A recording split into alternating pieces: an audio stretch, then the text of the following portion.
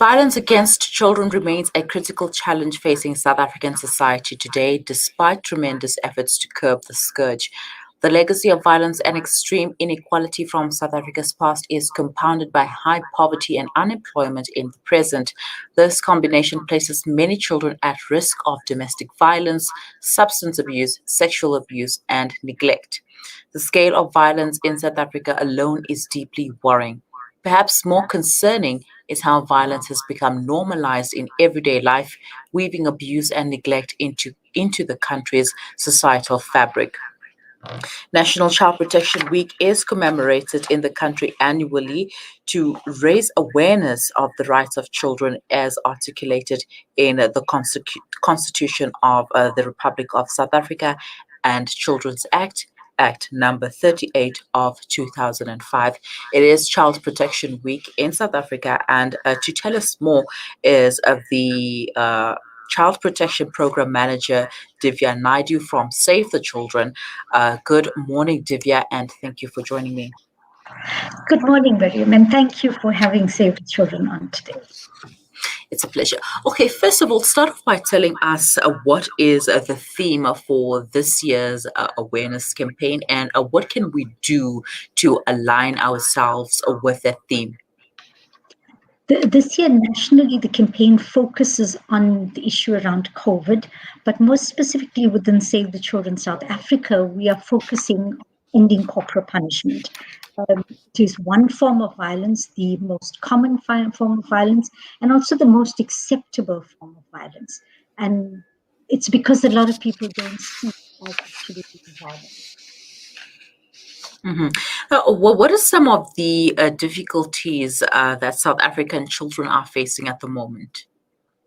Well, violence is one of the major difficulties that children are facing. They face violence in the home, in schools, and they see it all the time in communities. But children are also facing large extent of poverty, particularly because of the pandemic, with unemployment rates increasing. And as a result, there are a lot more stresses within families that families are facing, and children then are impacted by these stresses that adults in the home are facing. And how well are we equipped as a nation to respond to such challenges? It's with the pandemic, the challenges have really escalated. But as Save the Children South Africa, we have had to review and look at how we conduct our programs. So during the course of last year, we got extensively involved in doing emergency work, which was not something that we were primarily cut out to do. Our interventions around violence has been something we've been doing over the years. Our programs range from work at a very grassroots levels within communities to national engagement and law reforms. So, for example, at a community level, we would work with the very people who children spend most time with, the parents, the educators, ECD practitioners, working with them. And at a national level, we engage actively and work together in collaboration with other like-minded organizations to look at law reform. So the banning of corporal punishment in the home is one example of such law reform. Mm-hmm. You spoke about violence earlier, and South Africa is a violent country, as we all know, and children are at the forefront of this violence. So, how does this affect them, their well-being, their raising, and them becoming adults who are non-violent? Yeah, I think this is the crux of the issue. You see, as a society, we are a very violent society, and we need to think about why is it that we respond in this way with so much violence. Children watch us as adults and our behavior. So a simple act of an adult, for instance, of just hitting a child because you're unhappy with something that the child did, conveys a message to the child that violence is acceptable and that violence works. So children start to see violence as normalized. And that's why as they grow up, it's embedded in them that this sort of behavior, there's nothing wrong with using violence. So as adults, when we're in a situation of conflict and disagreement, we turn to violence. And that is why we find, for instance, in a strike situation, there's so much violence that goes with it. It's because it's been so normalized. And therefore we see violent outbursts as adults, because when we hit a child, we deprive the child from learning negotiation skills. We deprive the child from opportunities to compromise and to talk to and discuss what the problem is. We teach the child to use violence as a way to reach some form of agreement. And violence is not a way to solve a problem, because it just makes the problem even bigger than what it is. And I've seen children using violence, children from as young as like 5, 6, using violence to get their point across. And it's really saddening, because it's really not helping the situations and really not changing anything. Now, how can we use this week, this Child Protection Week, to highlight and raise awareness on some of the problems that you've mentioned earlier?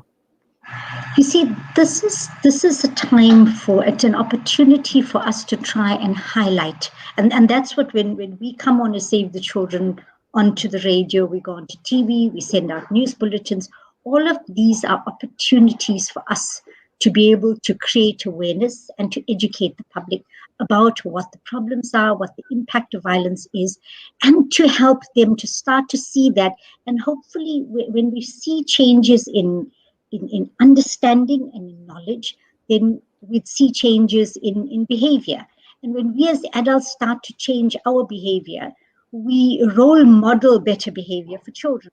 And that's what we're hoping for. We're hoping that as a society, we start to change our way of thinking about how acceptable violence is.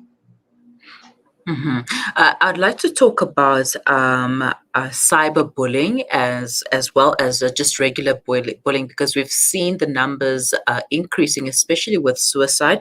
But please stay on the line, Divya. We're going to take a quick break and we will continue afterwards. Sure. Now reopened on 235 Southeast Maiwa Road in Durban. Head on over for the Taste with Kick. We offer something scrumptious for everyone in the family. Wraps, chicken tikka, burgers, tender grills, mocktails, milkshakes, and so much more. Corporate and events catering available. Visit our social media pages for more info or call 031 209 0119. Kiki's, the Taste with Kick.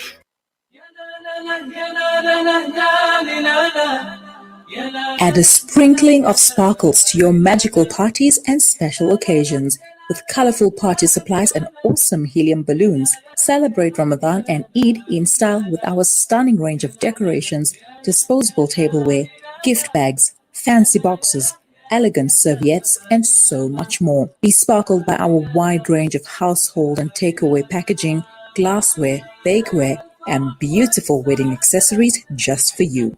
Sprinkles and Sparkles Party Shop. You'll want it all. Opened Monday to Sunday. Visit us at 431 Inanda Road, Parlock, Durban, South Africa. Call 031 577 0604. Follow us on Instagram at Sprink and Spark and Facebook at Sprinkles and Sparkles.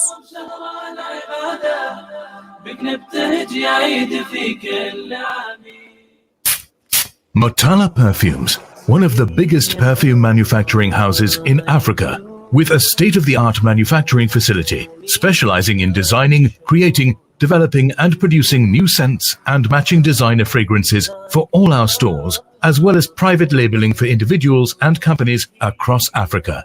Visit your nearest Motala Perfumes store or visit our website at www.motalaperfumes.com for more information on creating your own brand. Listen to something fresh. Listen to Salam Media. Welcome back. You are listening to the Mid Morning Talk on Salam Media. It is 16 minutes past 11. And if you've just joined us, we are talking about Child Protection Week and the difficulties that South African children face and what we can do as a society. Still with us is the Child Protection Program Manager at Save the Children in South Africa, Divya Naidoo. Divya, thank you for staying on the line. So the world has changed, and there is a lot of cyberbullying and exploitation of children going online. I mean, we've seen the headlines on newspapers, magazines, radios, everywhere. We've seen how the technology has really impacted on the lives of our children, and it's improving, and it's either making things difficult or making things easier. And how important is it for parents to be cognizant of this when raising their children? I think this is a very difficult and critical time for parents, because this is a generation of parents that did not grow up with the kind of technology we had available when we were children. And lots of parents struggle with understanding and coping with the pace at which technology is going. So parents have to make an effort to learn and to understand about the technology, and have to look at what the children are exposed to. And so, for example, cyberbullying is a really big problem that children are facing today. And you know, as Save the Children, the way we pitch our engagement with children around this is we talk to children about cyberbullying as a rights-based issue. So children start to understand what this is. They start to realize that when adults behave in a particular way and we violate children's rights, what we're doing is that we're conveying to children a message that rights and the dignity of a child is not important. So when children themselves start to behave in ways that convey this message of disrespect to other children. So while I'm a child, and if I want my rights to be respected, I have to also do the same with other children. And so as adults, we need to convey this message to children. So parents need to talk to children about the use of technology and the abuse of technology. Like anything else, parents cannot leave this to simply feeling that this is the responsibility of the school or somebody else to teach the children right and wrong.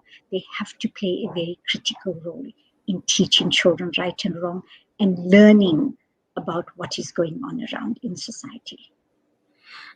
Definitely. And suicide is another problem that is on the rise. How do we tackle this problem? How do we raise the issue and make it part of our discussions at the dinner table or anytime? Because I find that teenagers are more getting into suicide, and for whatever reasons, some leave notes and some don't. So you'll never know what was really wrong with the child. So how do we address the issue of suicide before it becomes a problem? You see, one needs to look at what leads to the suicide. Suicide is often started, the contemplation of that is because something doesn't feel right, and something feels like I cannot cope with what's going on and the stresses that go with it. So when children feel there is nobody that they can turn to, there's nobody that they can count on, that there's nobody there for them, who should be the first people children should be turning to when they're having difficulty? It should be the very people who are closest to them in their lives, their family members, the close friends. There should be an adult around that can help children understand what's going on and what the difficulty they're experiencing and help them work through that. Unfortunately, children don't always have that kind of help, because and sometimes it's not because parents are lazy or neglectful. It's sometimes the reality of the situation. They are in a situation where they're struggling to make ends meet. They're working long hours, so children are left for long periods of time, to fend for themselves. And so when children are exposed to, for example, something like bullying or cyberbullying, whatever's happening, there's no one a child can turn to. Recently, sadly, there was that case in Limpopo where a child committed suicide because of bullying. And when children start to hear about to ponder and think about, perhaps this is a solution, this is a way out, this is the answer. And in reality, they don't understand that it's actually not. It isn't the solution for them, that there are ways around addressing the problems, that they can actually do something about it. But children just don't always know where to turn for help. And sometimes when they do, adults are not there for them. Physically, they're there, but they don't listen to what the child is saying. They don't look out for signs of stresses, and they miss it until it's too late. Mm-hmm. All right. So speaking about signs and stresses, what can we look out for? Because I mean, sometimes you might find that the child did not show any signs, or maybe they were happy-go-lucky and they were still the same person that they always were, but yet they committed suicide, and parents find it difficult to come to terms to that suicide.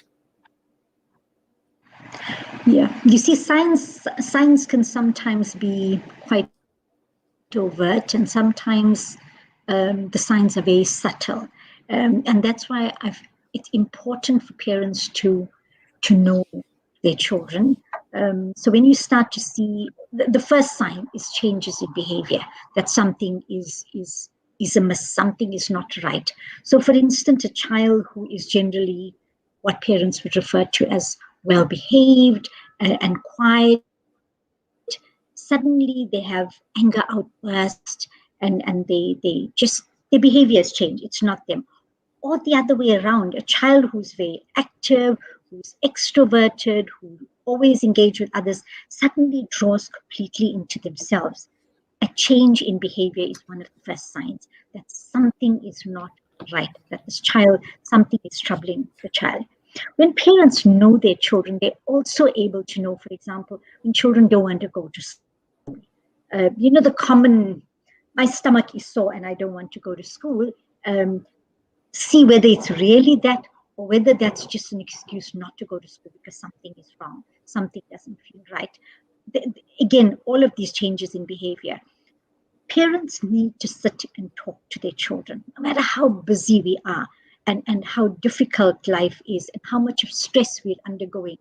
The reality is that we have children and we have a responsibility to be there for them. And so parents have to make time to be able to sit and talk to their children and ask them what is happening in their lives. Just hear, get to know. Parents need to get to know who the friends of their children are. So you start to also look at the kind of company they're engaging with. And when friends get to know you as a parent or a caregiver and as the adult in the child's life, when they start to pick up something is wrong, they will also come forward and tell you, you know what, there's something wrong. They're not in the right state of mind, something's troubling them. You need to talk to educators. Parents need to go to school on a regular basis when there's meetings to find out how children are performing. There are certain points in times also when the risks for suicide is greater. Like, for example, when matric results go out, because there's such a big issue around that, and children are afraid of what their marks are going to be like, what kind of results they're going to get. We place more risks. So during those times, we have to be extra alert. And when there's stresses around exams coming up, parents need to be alert. But when there is a regular conversation that we as adults have with our children, then we open that door for them to talk to us about when they're having difficulties, and we're able to pick up when there's a change in their behavior, when something is troubling them. We know it immediately. There are parents who will say, I will just look at my child and I know something is wrong when they walk into that door from school. I know something happens. Look at your child. That's critical. Look at your child in the face, in the eyes.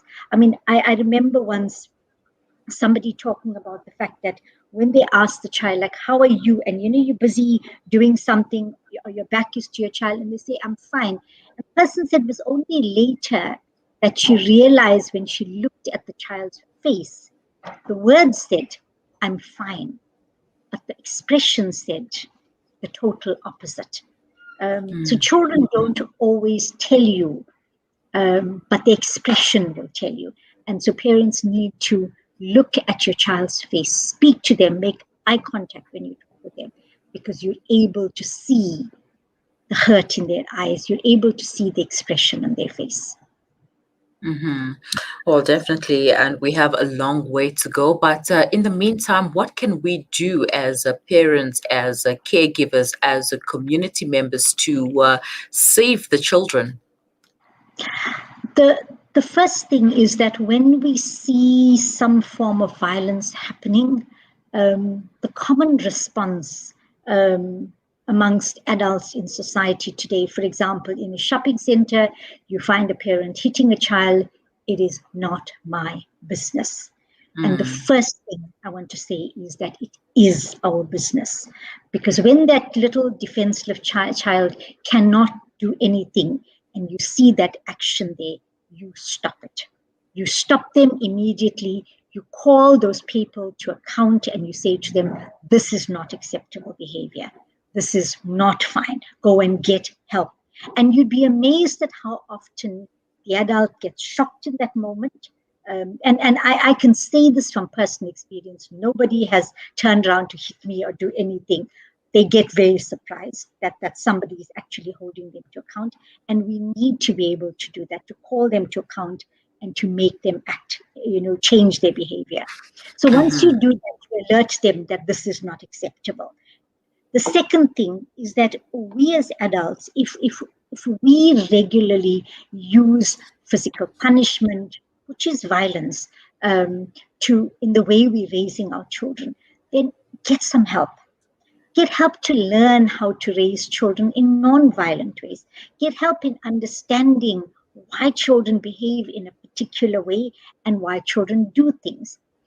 So children by very nature are different, and we as adults are different. Some children love rough and tumble and play around, and some of them are quiet and like to sit and read a book. Adults, we're that way. We can't expect all children to sit quietly all the time. It's not if it's not in their nature. So we need to understand why children. So go out and get help, attend some kind of parenting program, read, do whatever it takes. And finally, when you see ongoing violence and abuse of children who are getting hit all the time, then report it. Report it and get help for that child. Talk to the person if you have a relationship with them and tell them what they're doing is wrong. Help them get help. But otherwise, don't say it's not my business, because it is absolutely our business. Every single one of us has a role to play in society. Children are all our children and look up to us as adults to protect and care for them. And we cannot sit back any longer and allow violence to continue. If we do sit back and watch, well, we are helping to breed a violent nation. Divya, thank you so much for your time. But before you leave, quickly share the details of Save the Children. I would like to encourage people to join the Save the Children's Facebook parenting group, or the Save the Children group. But you could also find out more about Save the Children at www.sc.org.za. SC for Save the Children.org.za. Thank you. And thank you for having us on the show today. It's been a pleasure. Divya, thank you so much and have a wonderful day. Bye-bye. Thank you. Bye. That was Divya Naidoo, the Child Protection Manager for Save the Children, taking us through how we can save the children, what we can do to play our part in saving the children, as it is Child Protection Week. And do your part, make it your business, especially if you see some form of violence happening with children. If a parent is hitting a child, or if children are fighting amongst each other, make it your business to go and stop that vibe, because you do not want to be part of the problem, part of breeding a violent nation, a violent society, as we all are known to be a violent nation. And we would like to change that. And we can change that by stopping violence when we see it with our children. So, for more information, you can find Save the Children on Facebook. They have a parenting page over there, which has some really great information. So, just go to Facebook and look for Save the Children, and you will find the information over there. It is 11:32. Do stay with us. We will be right back.